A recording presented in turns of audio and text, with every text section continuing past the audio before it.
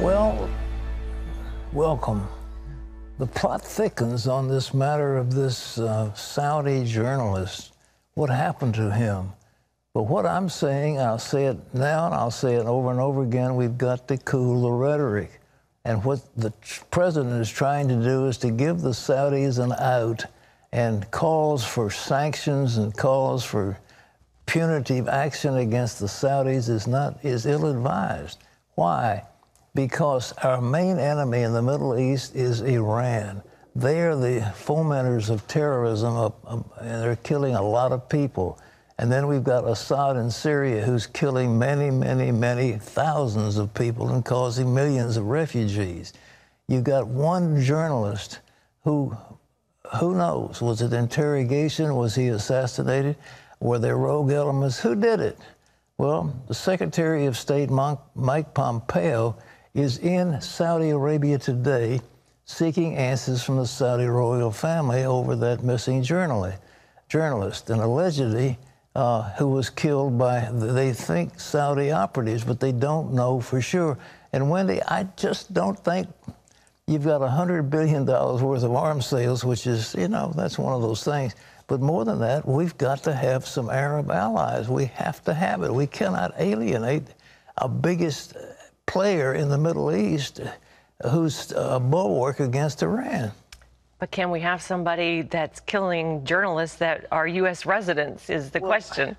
You know, we've had so many people killed. I mean, we had CIA people killed in Lebanon. People have been taken hostage over the years. I know it's bad, but I mean, we've had all kinds of stuff. But you don't blow up an international alliance over one person. I mean, I'm sorry. And like you said, the facts still aren't known. Jamal Khashoggi was last seen entering Saudi Arabia's embassy in Istanbul, Turkey, 2 weeks ago. The Washington Post columnist is a U.S. resident, and his disappearance is putting strain on America's relationship with a key ally. Secretary of State Mike Pompeo arrived in Saudi Arabia, meeting with the royal family about missing Washington Post columnist Jamal Khashoggi. President Donald Trump sent his top diplomat after calling the king Monday. The king firmly denied any knowledge of it. He didn't really know. Maybe, I don't want to get into his mind, but it sounded to me like maybe these could have been rogue killers. Who knows? Pompeo met with the Crown Prince earlier today. Turkish leaders claim they have evidence the Saudis interrogated, tortured, and then murdered Khashoggi. The journalist is a Saudi citizen and used to be an insider with the royal family, but he became a critic and exiled himself to the U.S. I think he sent Pompeo there because he wants the king to know, look, we're serious about this. If you don't admit up to this or you don't come clean on this, you're going to have some heavy sanctions. 2 weeks ago, Khashoggi entered the consulate to finish paperwork for his upcoming wedding and vanished. Turkish video reportedly shows Saudi operatives entering and leaving the country that same day. So far, the Saudis have denied any involvement, but the New York Times is reporting they may admit the journalist died in an interrogation that went too far, pointing the finger at an overzealous intelligence official. I heard that report, but nobody knows if it's an official report. So far, it's just the rumor of a report coming out. Critics say that story doesn't fit the facts and is an attempt by the Saudis to tame down the growing outcry. Meanwhile, a team of Saudi and Turkish investigators went through the consulate in Istanbul, Turkey. Some lawmakers want Trump to do more in this diplomatic tension. The president has repeatedly said he would not stop a major arms deal with the Saudi government, saying that would have negative consequences on the U.S. Mark Martin, CBN News. I'd like to take you back in history a little bit. I love history. We had a president whose name was Teddy Roosevelt. He was really a tough guy. And there was whether he was an American citizen, he was a naturalized citizen. His name was Petty Karras. And he was really of Greek ancestry, but nevertheless. So he got captured over in the Middle East by a guy named Rassouli. And Teddy Roosevelt was very clear about it. He said it real simply. He said either Petty Karras is free or Rassouli is dead. That was it. I mean, there was no equivocation, no fooling around. Because this man was an American citizen.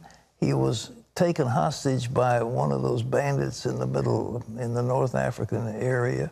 And Rasooli got the message. He said, if I don't let this guy go, they're going to kill me. And the Americans were serious, and they got their way. I think the president has been wonderful in getting captives out of these countries, because they know that if they don't play nice with us, we're going to put heavy sanctions on them. But in terms of the Saudi Arabia, we've really got to get to the truth of it. And we say, well, these Saudi kings have got to come clean on it. Well, what are they going to do? I mean, I don't know what they're going to do, but maybe there was rogue elements. Maybe there were interrogation going wrong. This man was a favorite of the Saudis and has been a Washington Post reporter. But how many others have been taken captive over in Lebanon, for example, by those people? And we haven't done much of anything against the Lebanese or against anybody else. So I think it's disproportionate response. We've got to be careful in this thing. In my opinion, I know a lot of people aren't agreeing with me. You say, well, you're a wimp. No, I'm not. I don't want to go to war. That's it. I don't want to go to war. I don't think it's a fun thing. As Winston Churchill said, it's better to jaw than to war. And I don't think we ought to go to war. Well, in other news, Americans are paying more taxes than ever before. But the deficit is climbing higher. We're paying, if you can believe this, in taxes $1.6 trillion. And yet the deficit is getting up something in the neighborhood of $800 billion going on to $1 trillion. John Jessup has that. That's right, Pat. The federal deficit grew 17% in fiscal year 2018. The Office of Management and Budget reports the gap between federal income and federal spending expanded to nearly $780 billion. Higher defense spending plus increases in Medicaid, Social Security, and disaster relief contributed to the increase. The deficit is growing even as the government collected a record level of income tax this year. The Treasury Department says American workers paid $1.7 trillion in taxes, and Pat, that is the most in history. Well, it's only October, but in some parts of America, winter is already here. Montana, Wyoming, and South Dakota saw as much as 6 inches to 12 feet of snow, or 12 inches of snow this week. Wichita, Kansas saw the earliest snow in the state's history, and parts of the country are feeling cold temperatures earlier than usual. Denver had a record low for this time of the year, just 18 degrees. And Pat, this is just the beginning. Well, I told you yesterday we were going to bring Joe Bastardi on to tell us about it. Joe Bastardi is chief forecaster for Weatherbill Analytics. Joe, you said very cogently we're going to have a rough winter, and lo and behold, it's happening. Tell us how you know it. Well, first of all, I don't know it. Only God knows tomorrow, and we all know that.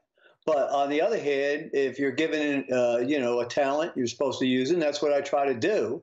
I'm just looking at the way the weather has been flowing over the last year to 2 years. One event has led to another.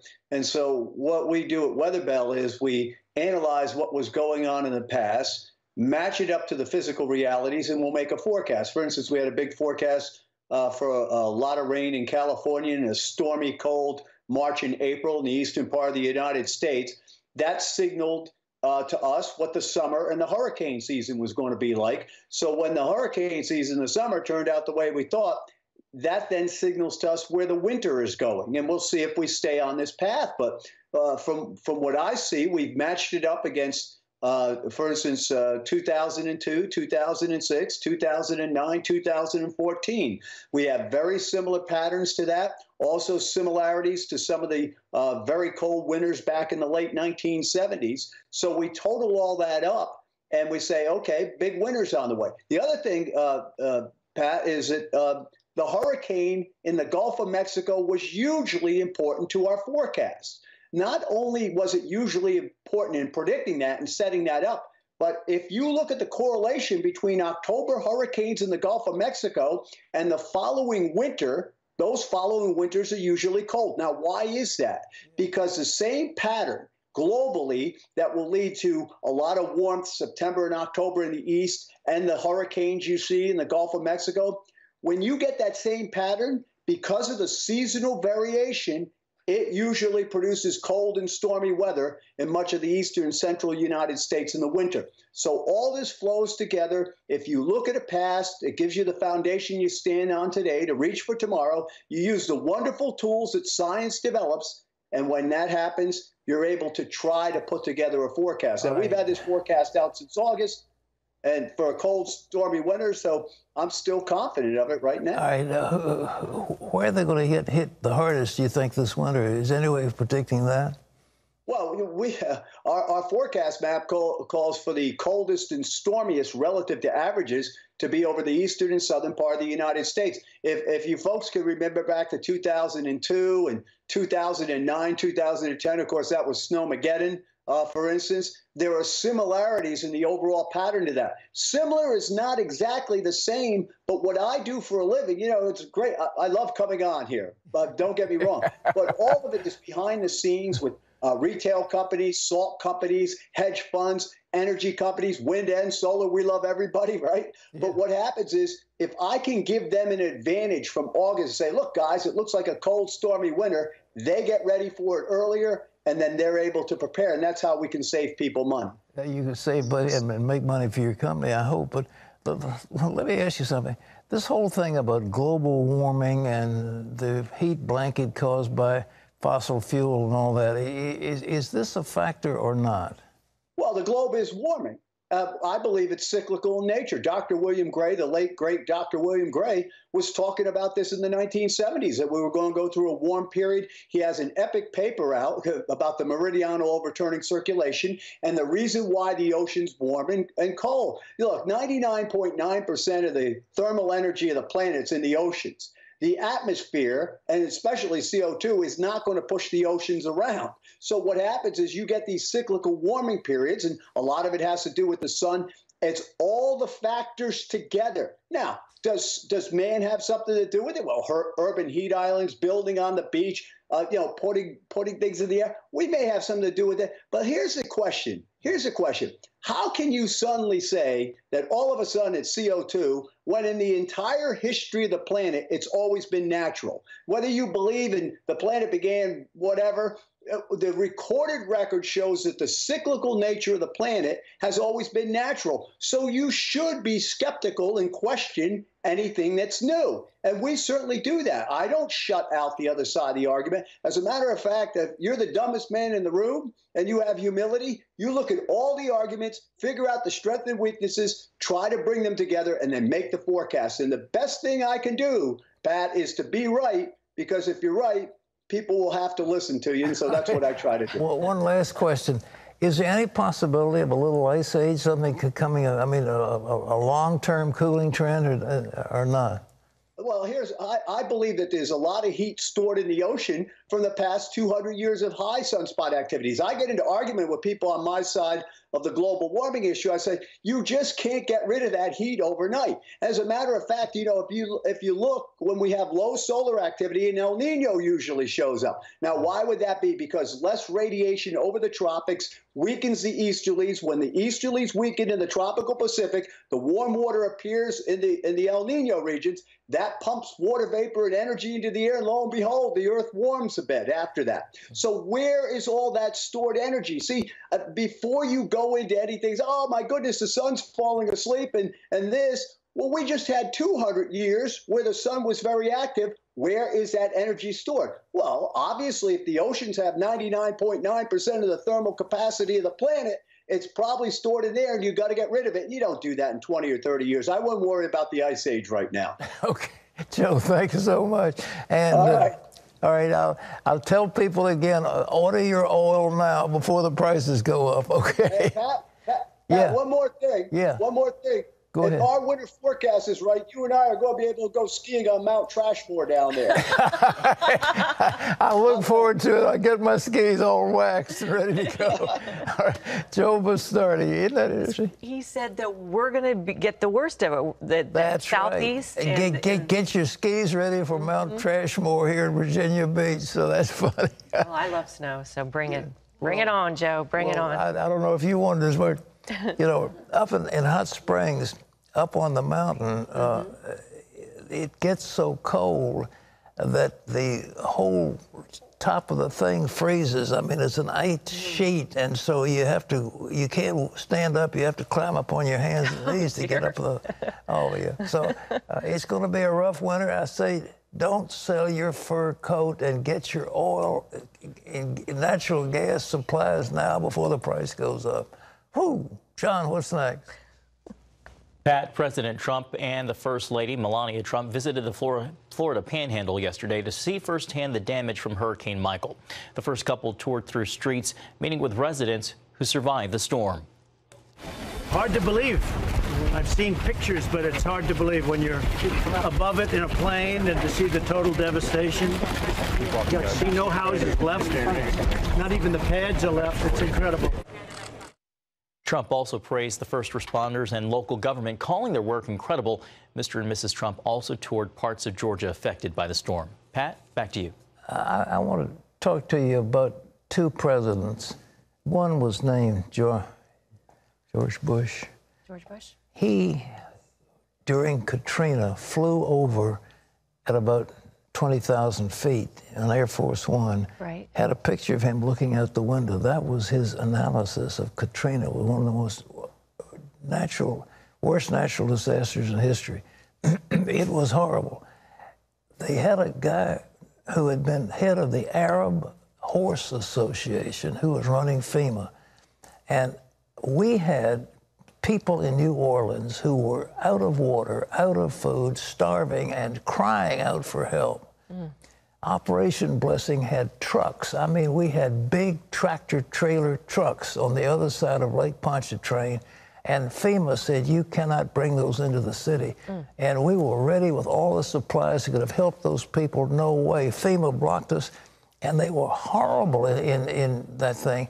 Bush gets there and he says to this guy, good job, Brownie, and that fellow named Brown, and he was just awful. I mean, it wasn't bad. And the money they wasted, you know, trailers rotting in the swamp. I mean, it was unbelievable how much money they wasted, and it wasn't right.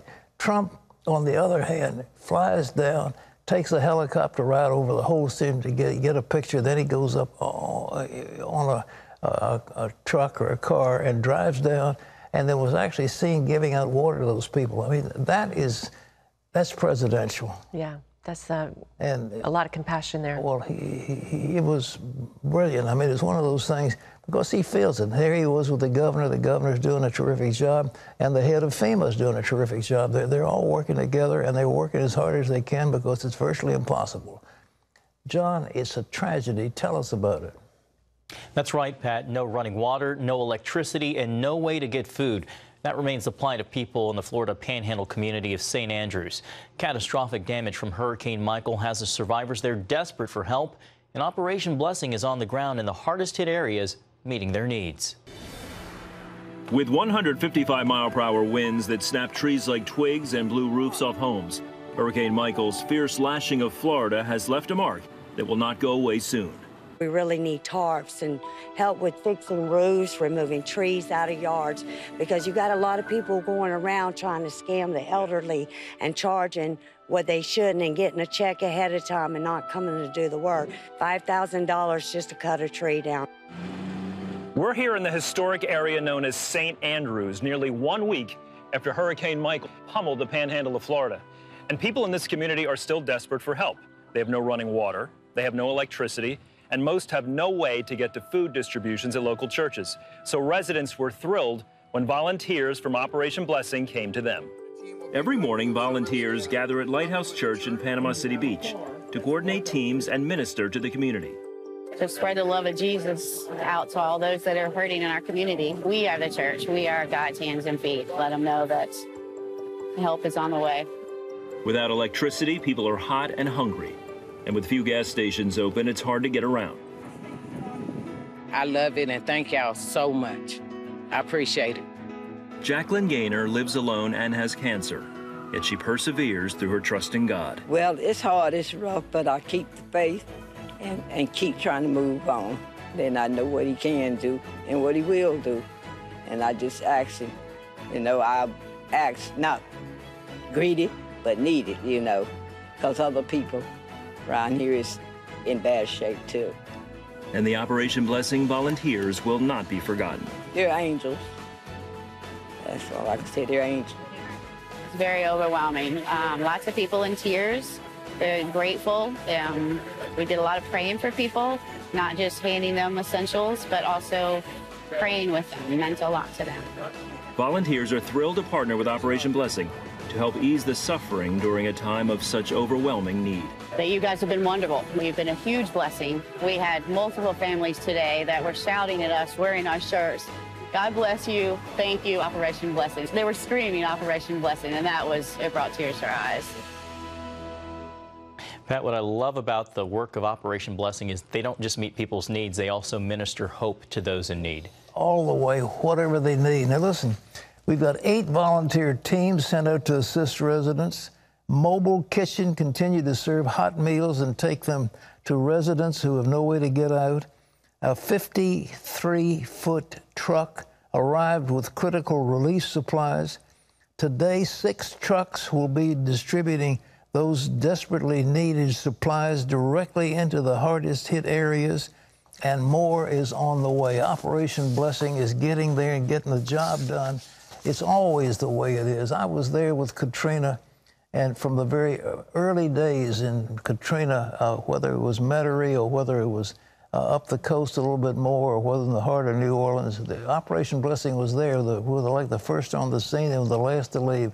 We're still there with a hospital that was set up, and the relief efforts in Florida are going on. But here's a number you can call, 1-800-700-7000, Operation Blessing Disaster Relief Fund.